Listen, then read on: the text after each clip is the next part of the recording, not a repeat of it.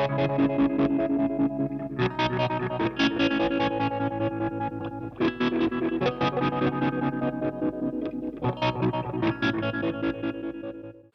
guys, had a bunch of transistors come in recently. I was testing the HFE4, and I had one that was actually faulty, but it was faulty between both junctions. So both junctions were blown. They were both shorted actually, so they weren't blown as such. But maybe it could have been a manufactured, faulty manufactured transistor. But it is the GT402V, which is a relatively leaky Russian germanium transistor. They're really good. They sound fantastic.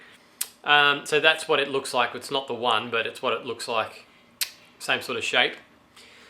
So I thought, why not cut it open and have a look inside? And I've actually got it on the workbench here. So let's take a look at it through the camera. I'll try and I'll put the magnifying glass in front of it so we can get close. I'll try it without the magnifying glass first because it tends to distort the image a bit.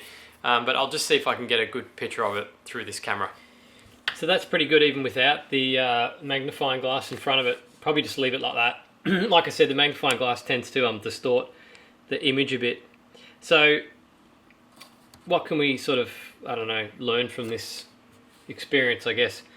First thing I noticed was obviously it's copper on the inside because of the color, and the lid and the top part of it, you can see it's quite thick. And the GT402 is actually the way that the Russian transistors work, generally speaking, when the as the number goes up, GT4, GT3, GT2, GT1, sorry, when the number goes down, the power rating for the transistor goes down as well. So that's why the 4 series is quite large. So you might think that maybe this transistor is just this size because it's an old transistor and they didn't have the sort of, manufacturing technique down properly and they just wasted a lot of space. But I think it's actually meant to be a bit of a heat sink, because obviously when the leakage of the transistor goes, when the heat of the transistor goes up, temperature of the transistor goes up, the leakage also goes up. So the way that they've sort of come around to try and combat that is to put it in a really big encasing, which is what this is, and that's probably why they've used copper as well to try and dissipate some of the heat, because this one is a 4, so it obviously uses, it's going to dissipate a fair bit of heat compared to the 3, 2 and 1 transistors. You'll see them go down in size. Like if you compare a GT 108V compared to this one, it's much smaller. It's significantly smaller. So it's almost about the size of modern, like a modern BJT silicon transistor. So that's the first thing that I sort of discovered, I guess, from this, is that the reason that it's so large is probably for heat dissipation. And I didn't know that they actually had, I didn't know they were copper either, because like that other one I showed you, this one's actually painted, whereas the other one looks like it's got some sort of, I don't know, it's got some sort of coating on it that makes it look metallic maybe, or maybe it's just paint or something, I don't know, as well. I'm not sure, but they're different colours, but they're the same transistor though. So I was monkeying around with a multimeter last night with this, which I'm just getting now in the background here, with this transistor, just to see what the story was. And I'm sure all 3 leads were actually shorting out. Well, I know they were, because the DCA 75 also said that they were all shorted as well. Sorry, I just knocked the camera. I'll just bring it up a bit. It's very touchy at the moment because it's zoomed in so close. So at the moment, there's one leg missing, you'll notice. If we have a look on the bottom here, we've got this one's missing, and the actual pinout is, what have we got? Emitter is on the left, collector is in the middle, and base is on the right. So the one missing the leg is the emitter, and the middle is the collector. So if we actually test the emitter, let's get this back in shot again. Sorry, this is very tricky. I've got a multimeter in the background here as well. So you can see the lead just comes straight up. That's obviously the lead there, and then there's another lead there, and there'll be another one underneath in the middle there. So if I touch the emitter, well, the remainder of the emitter lead, which is this one, and I touch the case, you'll see that that's actually shorted out. That's actually how it's supposed to be though, because if we have a look at this one and we do the same sort of test, we get that in there.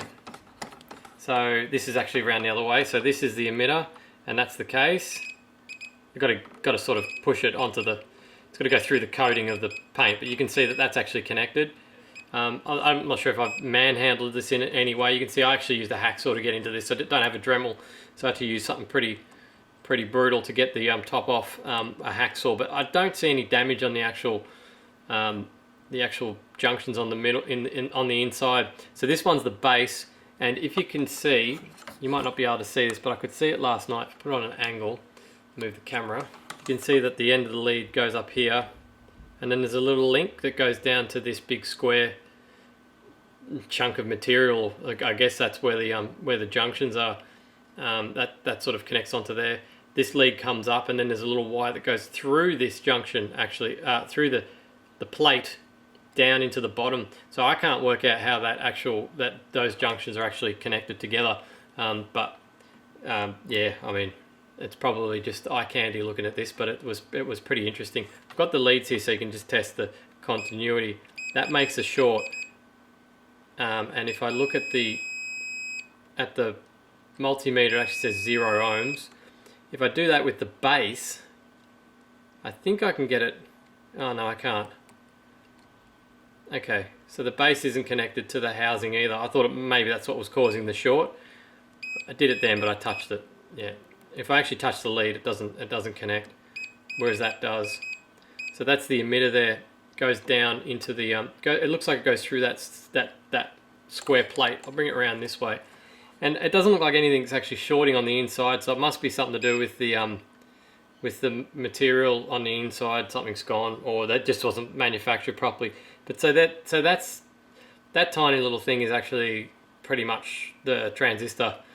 So you know, I suppose if the power rating was smaller, maybe these materials would be smaller as well. But it's even at this. I mean, look, that's the end of my multimeter probe. You know, and it's probably, you know, it's smaller than a Tic Tac, so it's very small. Even though it was the 70s, they're obviously still probably made by a factory, you know, not by a human at this point. I can't imagine. They're quite fine. Although humans are able to do that sort of a job, I'm just wondering how it was actually manufactured. But there you go. And it's encased in that in the copper housing. So yeah, I just found that sort of a little bit interesting. I've never actually seen inside one before. Be good to see if you could actually get that whole junction out and have a look at it more closely. Unfortunately, I don't have the tools to do that. I can only see it from, you know, somewhat afar. Whoops, that's a bit close. Try and get that in the view for you again. You can see that big plate in the middle.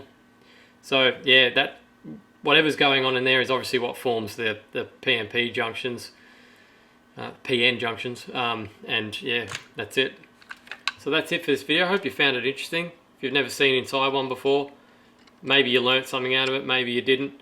I did. I never realised that that this enclosure was actually part of their method of trying to keep it stable temperature-wise, and you know, explains why when you touch the enclosure, the temperature goes up, because the emitter lead is connected to the housing. So if you're touching the housing, then your heat sort of transfers through the case into the emitter, and then affects the leakage of the transistor.